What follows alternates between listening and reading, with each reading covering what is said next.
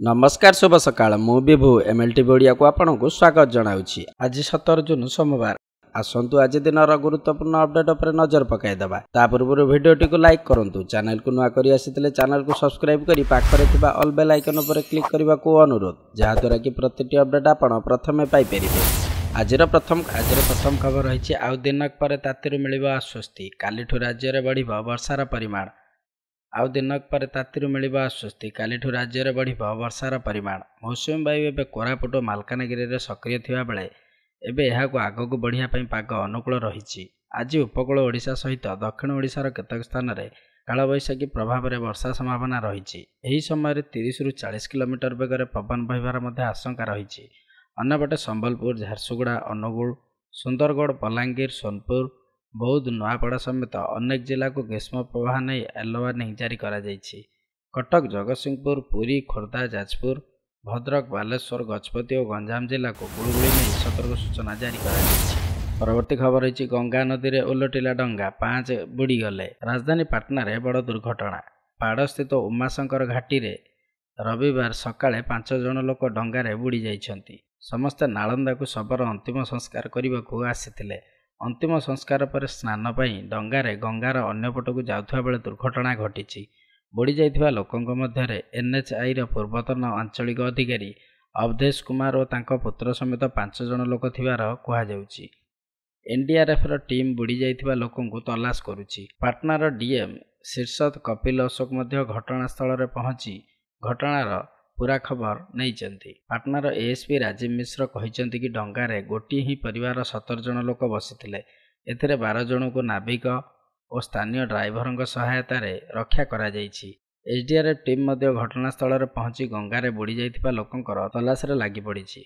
कुहा जाउछि कि डंगा बुड़ी घटना रे बुड़ी जाइथिबा लोकंक मध्यरे अवधेश कुमार और तांको पुओ नीतीश कुमार, हरदेव प्रसाद और जड़े महिला समेत मोट 5 जन लोक सामिल थिले। हेले ऑफिशियल भाबे यार कोनोसी स्पष्ट सूचना मिली नाही। दुर्घटनार खबर मिलवा परे बाढ़र एसडीएम, एएसपी, थानार भारप्राप्त अधिकारी सेटारे पहुंचीथिले एवं एसडीआरएफ टीम को डका जाइथिला। एबे सुधा बुड़ी जाइथिबा लोकंकर कोनोसी खोज खबर नाही।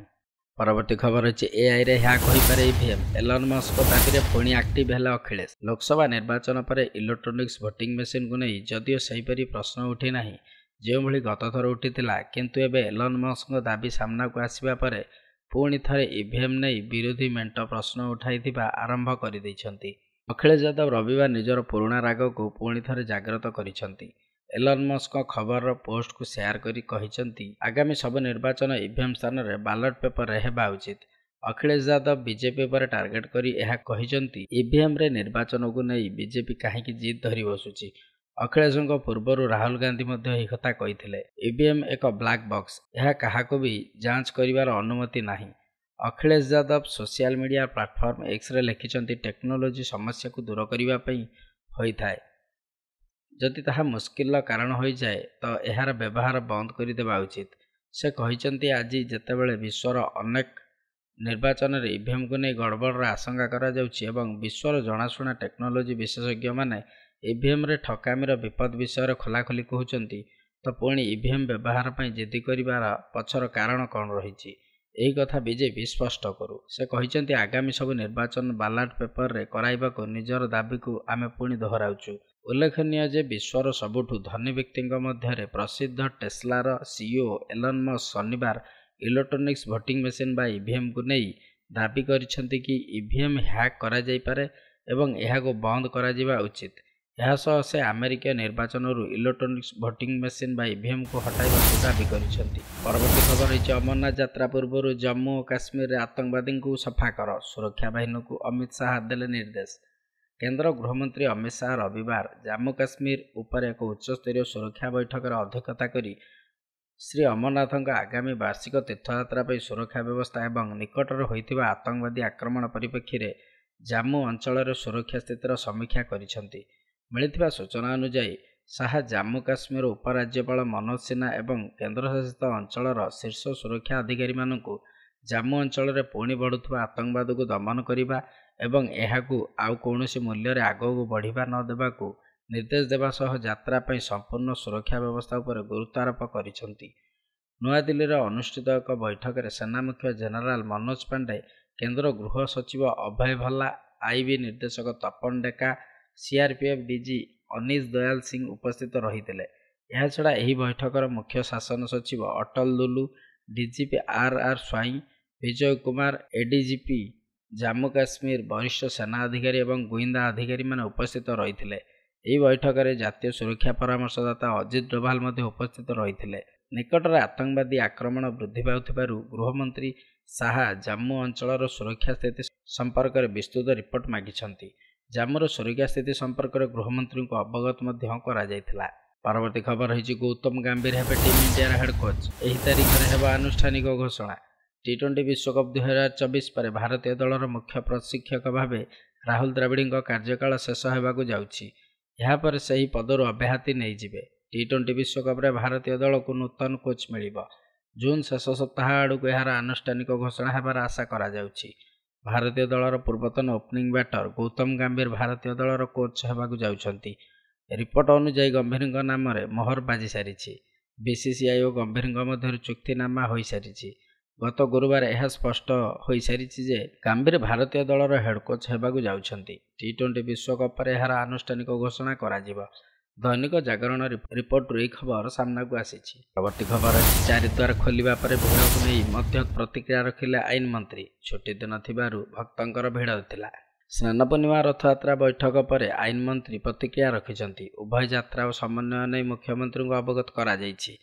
ଆଗତ ନୀତିକୁ ନେଇ ସେବାୟତ ପରିଚାଳନା କମିଟି ସହ ବୈଠକ ହେବ ବୋଲି ସେ କହିଛନ୍ତି। 4 ଦ୍ୱାର ଖୋଲିବା ପରେ ଭିଡ଼କୁ ନେଇ ମଧ୍ୟ ପ୍ରତିକ୍ରିୟା ରଖିଛନ୍ତି। ଛୁଟି ଦିନ ଥିବାରୁ ଭକ୍ତଙ୍କର ଭିଡ଼ ରହିଥିଲା। ଅପ୍ରୀତିକର ପରିସ୍ଥିତି ସୃଷ୍ଟି ହୋଇନାହିଁ।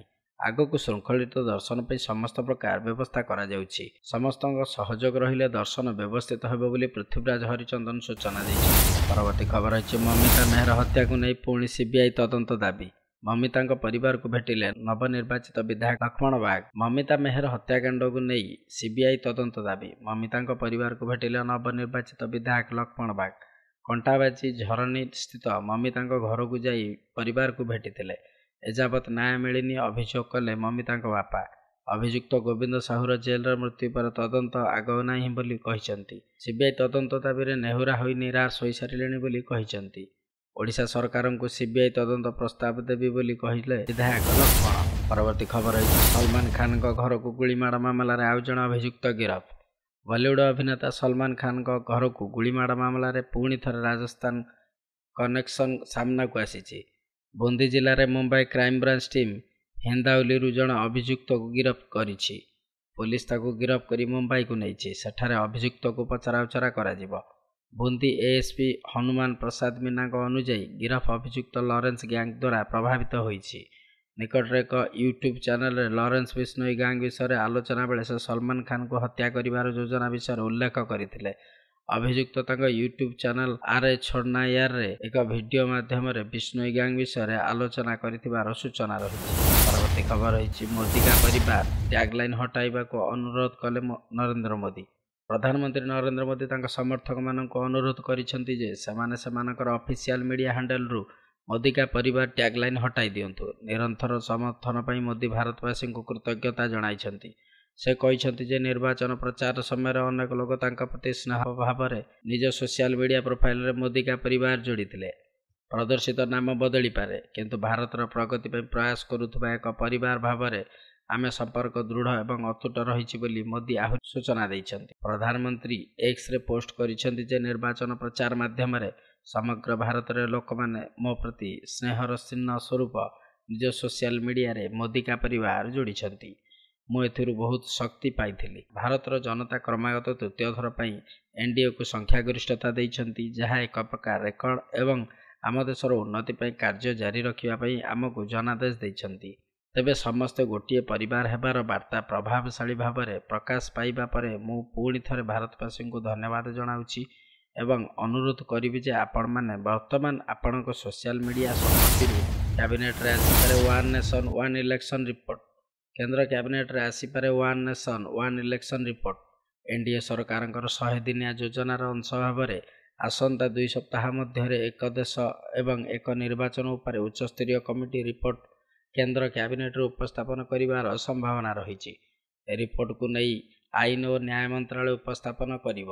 ପୂର୍ବତନ ରାଷ୍ଟ୍ରପତି ରାମନାଥ କୋବିନ୍ଦଙ୍କ ନେତୃତ୍ୱରେ ଗଠିତ କମିଟି ମାର୍ଚ୍ଚ ମାସରେ ରାଷ୍ଟ୍ରପତି ଦ୍ରୌପଦୀ ମୁର୍ମୁଙ୍କୁ ରିପୋର୍ଟ ପ୍ରଦାନ କରିଥିଲେ, ଯେଉଁଥିରେ ଲୋକସଭା ଓ ବିଧାନସଭା ନିର୍ବାଚନ ଏକକାଳୀନ କରିବା ଓ 100 ଦିନ ମଧ୍ୟରେ ସ୍ଥାନୀୟ ନିର୍ବାଚନ କରିବାକୁ ସୁପାରିଶ ଜଣାଇଥିଲେ।